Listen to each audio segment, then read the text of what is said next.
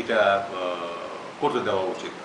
আমি সরকার এবং বিডিআর উভয়কেই স্বনির্বন্ধ অনুরোধ জানাবো যে ভারতের জন্য আমাদের নাগরিকের চলাফেরা বন্ধ করা ঠিক হবে না, বরং আমি মনে করি ভারতীয় আগ্রাসনের মোকাবেলা করবার জন্য জনগণকে উৎসাহিত করা উচিত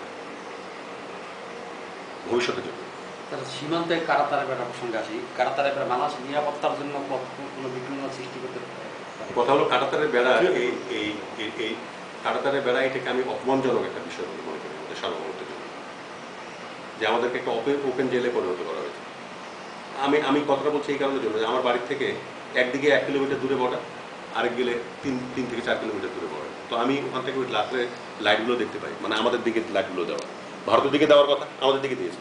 দেওয়ার ক্ষতি হয়ে গেছে, 1 কিলোমিটারের মধ্যে রাত্রে পোকায় একবার আমাদের সব ধানগুলো সব খেয়ে ফেলছে 1 কিলোমিটারের মধ্যে। এবং গ্রামগুলো আলোকিত হওয়ার জন্য এবং আমাদের অনেক বিডিআর ক্যাম্প আলোকিত হয়ে থাকে রাত্রে, যেটা বিএসএফ দূর থেকে দেখতে পারে যে কী অ্যাক্টিভিটি সেখানে হচ্ছে।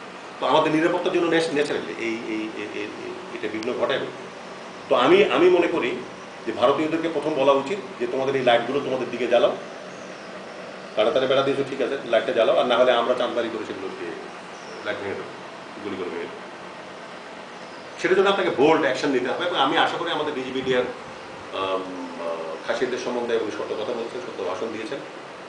আরও বোল্ড অ্যাকশন আমি তার কাছ থেকে আশা করি, তিনি আরও বোল্ড অ্যাকশন দেবেন। না, বিডিআর মতো সত্য বক্তব্য তারা দিয়েছেন। ডিজিবিএসএফ যেটা বলেছেন তাকেও আমি ওই জন্য জানি যে তিনি সত্য কথা বলেছেন যে ভারতীয় বিএসএফ খাসিয়াদের নিয়ে ভিতরে ঢুকেছে এবং খাসিয়াদের হাতে অস্ত্র ছিল, এই সত্য কথা তিনি বলেছেন। এবং বিডিআর প্রধানের বক্তব্য না, উনি যে বক্তব্য দিয়েছেন আমি সেটাকে সমর্থন করি।